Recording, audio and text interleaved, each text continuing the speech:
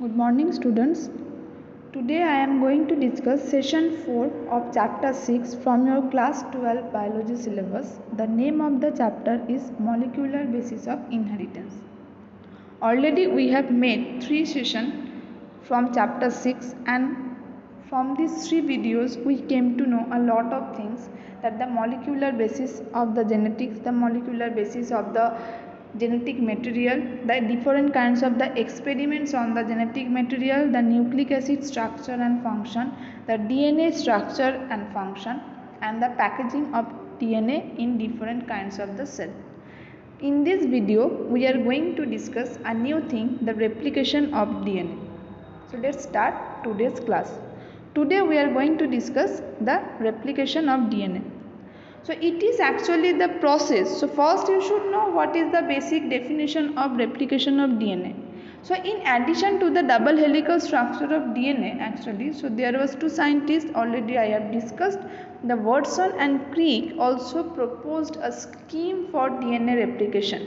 So first of all you should know what is the meaning of the replication. So replication means the Xerox. What is the basic meaning of the replication?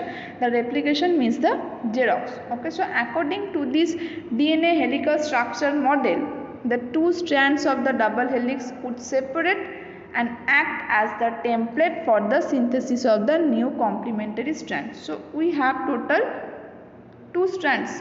Okay, in the DNA we have total 2 DNA strands. Okay, so in these 2 DNA strands, according to these 2 scientists, Watson and Crick, within these 2 strands, these 2 strands will be separated, okay, in this way, and one strand will be template and the other strands will be synthesized and form the new complementary strand. So this is the basic of the replication of DNA. So what is the basic definition of DNA replication? That it is the process by which the DNA produces the exact copies of the original DNA. I am repeating again, what is the meaning of the replication of DNA? That it is the process by which DNA actually produces the exact copies of the original DNA. So in eukaryotic cell actually the DNA is double stranded. All of you know that. So the 2 strands are complementary to each other because of their base sequences. So in eukaryotic cell, DNA is the double stranded. So the 2 strands are complementary to each other. What is the meaning of the complementary? That A, T, G, C, in this way the base pairing will be formed. Okay. So after the completion of the replication, each DNA molecule actually would have one parental and one newly synthesized strand. Okay, so this scheme for DNA replication was termed as the semi-conservative DNA replication. Semi-conservative method of the DNA replication. So what is the meaning of the semi-conservative method of DNA replication? That first thing actually, it is the most common method of the DNA replication. This semi-conservative method of DNA replication is the most common method of the DNA replication. The second thing is it takes place in the nucleus where the DNA is present. It takes place in the nucleus where the DNA is present. Okay. Next thing is replication actually takes place in the S phase of cell cycle. So in the cell cycle there actually is 4 phases are there. Okay, I think you have studied all those things in your class 11 standard, that in the cell cycle 4 phases are there, that G1, S, G2 and the M. Okay, so in the S phase, in the synthesis phase, the DNA replication takes place. So the deoxyribose nucleotides is needed for the formation of new DNA strands are present in the nucleoplasm. So these deoxyribose nucleotides needed actually formation of the new DNA strands are present in the nucleoplasm area. So at the time of the replication, 2 strands of the DNA become separated. Okay, so 2 strands become separated. It's not become coiled. So each strand act as the template. Suppose this strand act as the template for the formation of the new strand, because we need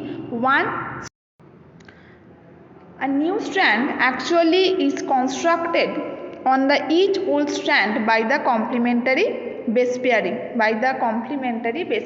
okay. So a new strand is always constructed on each old strand by the complementary base pairing, okay. This is the old strand and this is the new strand, okay. So suppose this is the old strand and one new strand is formed, okay. This is the old strand and another new strand is formed, okay. So this will be your template strand and this will be your new nascent newly born strand.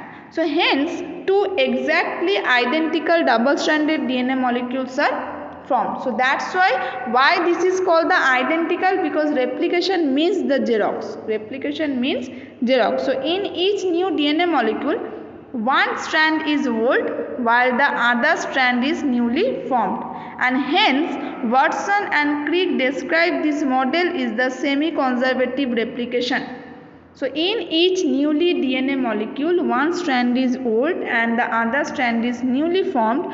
So then that's why Watson and Crick described this method as the semi-conservative replication. So the half portion will be conserved and the half portion will be newly formed. So that's why this is called the semi-conservative replication. So there was two scientists was there, Michelson and Stoll, in the year of 1958 conducted an experiment with E. coli. So to prove that DNA replicates semi-conservative way. So in the year of 1958 there was two scientists, Stoll and Michelson, actually conducted an experiment with E. coli to prove that DNA replicates semi-conservatively as follows. Okay, so the first point is that they grew actually many generations of the E. coli. Okay, they grew many generations of the E. coli in a medium that contained the 15NH4 cell. This 15N is the heavy isotope of the nitrogen. Okay, and these actually incorporated into the newly synthesized DNA. Okay, this is the E. coli DNA. It becomes the uniformly labeled with the N in the nitrogen bases. Okay, so the cells were then transferred into a medium containing the 14NH4 cell. So this transformed the 14NH4 cell. Okay, so the samples were separated independently on CSCL gradient to measure the densities of DNA. So at definite time intervals, as the cells multiplied, samples were taken. Okay, after that the DNA which remained as double stranded helix was extracted. Okay, after some generation, so DNA was extracted. Okay, so that this DNA obtained from the culture after another generation, this generation 2, okay, in the generation 2 was composed of equal amount of hybrid DNA and the light DNA. So this similarly, these experiments actually called the Vicia fava, okay, were conducted by the scientist Taylor. So this is the Michelson-Stoll experiment. So this is the 15N DNA. In the generation 1, 15N and 14N DNA we are getting after 40 minutes. In the generation 2, we are getting 14N DNA and 14N DNA, and then this is the mixture. This is the newly formed DNA. Okay, these two is the template, but that two portion is the newly formed.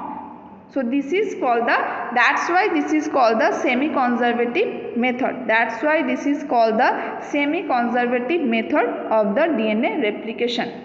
Okay, this is the semi-conservative replication. This is the parent DNA molecule.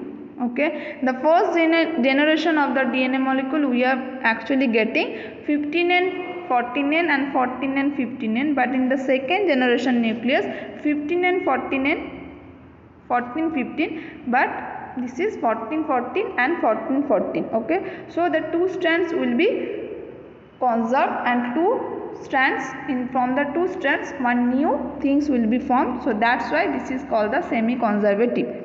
Okay, here I have written the experiment also.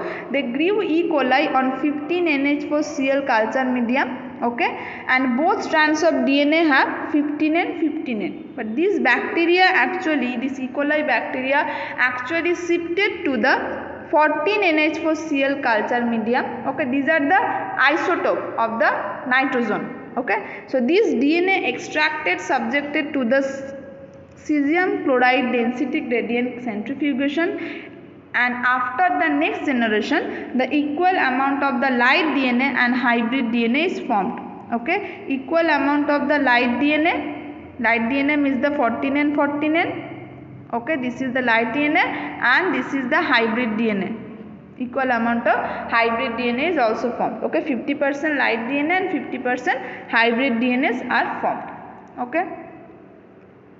Next thing is the mechanism of the DNA replication. This is very important for your exam. The mechanism of the DNA replication. So the process of DNA replication actually takes place by numbers of the substance, protein and the enzyme. So you can say in this way that this DNA replication actually the enzymatic process. This DNA replication actually the enzymatic process. Okay, so it is the main enzyme. The first actually substance is the deoxyribonucleotides. Okay, so this is the main thing, this is the main substance. So for that reason the DNA replication takes place. Okay, so first is the enzyme. The first enzyme is the helicase. So this helicase, what is the main function of the helicase? So it unwinds the DNA strand. What is the meaning of the unwind? Suppose this is the DNA strand, so it breaks down the DNA strands and it forms the two DNA strands and it forms the two DNA separate strands. So that's called the unwinds of the DNA. So it actually breaks the DNA strands, separate the two strands from one point for the formation of the replication fork. Second enzyme is the gyrase or topoisomerase. So this unwinding of the DNA actually creates a tension, the pressure, the negative pressure in the DNA strands, so which gets released by the enzyme topoisomerase.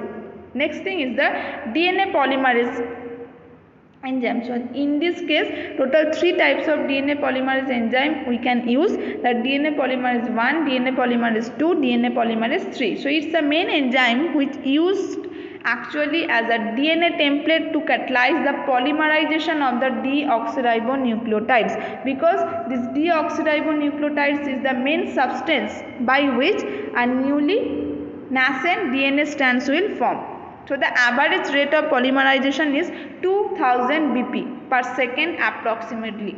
Okay, so in prokaryotic cell normally there are 3 types of DNA polymerase, the DNA polymerase 1, 2 and 3. Okay, and in the eukaryotic cell total 5 types of DNA polymerases are there, but in your syllabus the prokaryotic DNA replication is there. Okay, and what is the basic efficiency of significance of this DNA polymerase? That these enzymes actually highly efficient, and as they have to catalyze the polymerization of a large number of nucleotides in a very short time with a high degree of the accuracy. Okay, so as any mistakes would result in the mutation. So that's why these enzymes also help to remove the mismatched nucleotides after the experiment, after the mechanism, and this is called the proofreading. This is called the proofreading mechanism. And the another protein is there, that the SSB binding protein, the single strand binding protein. So this protein actually binds the single strand of DNA. So after the unwinding of the DNA, it binds the strand. So this protein is called the SSB protein. So just look at the structure. So after the unwinding of the DNA by the helicase enzyme, so this portion will be fixed. So this is called the replication fork. Okay, and these two are the template strand. This blue color strand is called the template strand. Okay, after that the DNA polymerase starts the activity.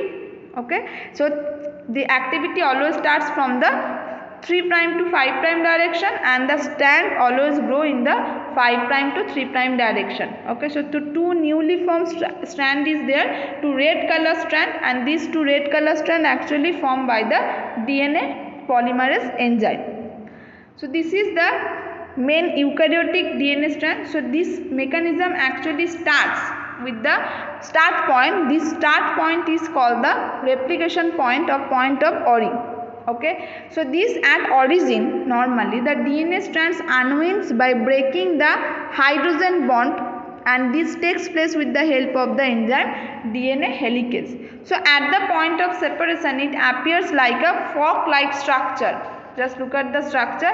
This is actually structure. This is the fork like structure. Okay, that's why this is called the replication fork. Okay, and each old DNA strand acts as the template for the synthesis of the new strand, and this SSB protein actually attaches to the unwinded strand.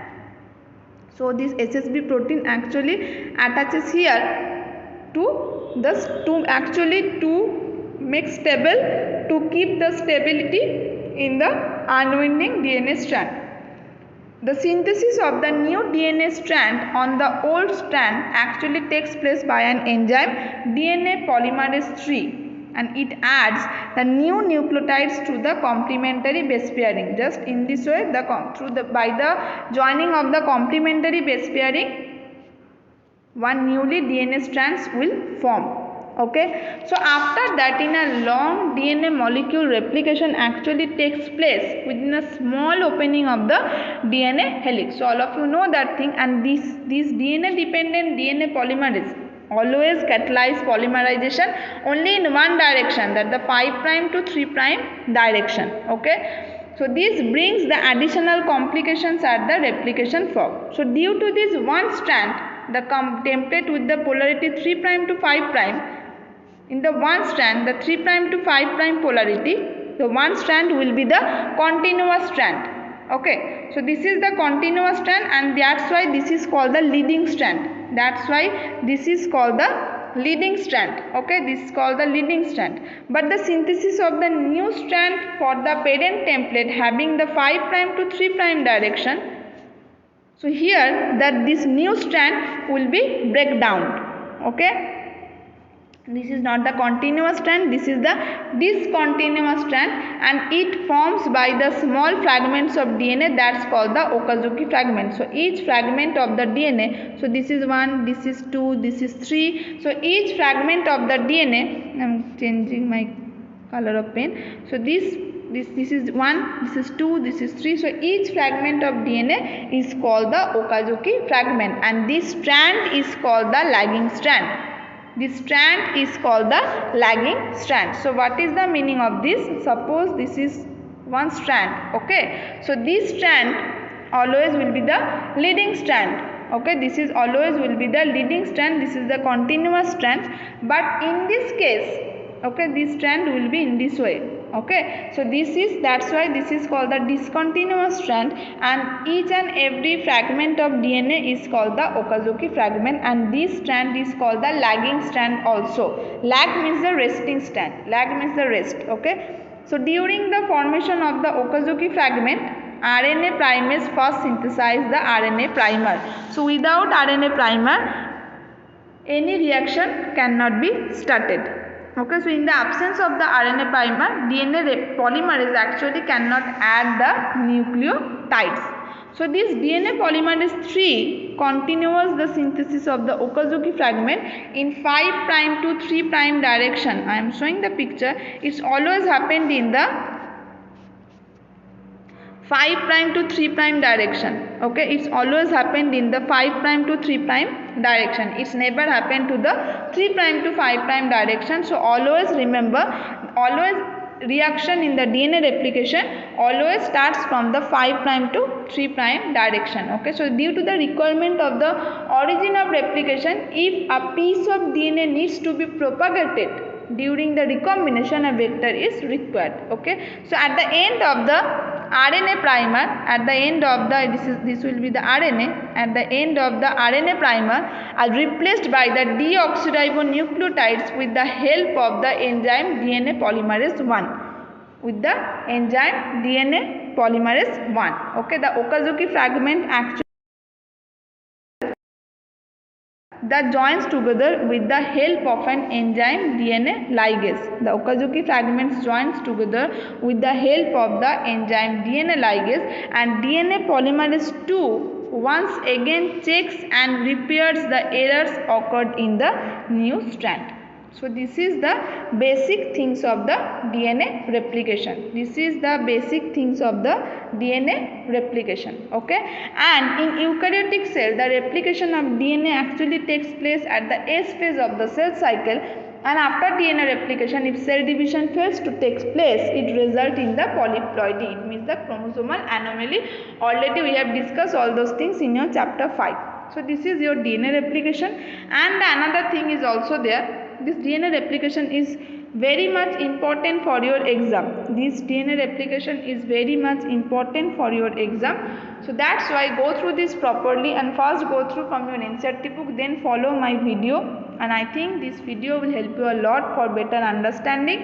In our next class we will discuss a new topic. Thank you.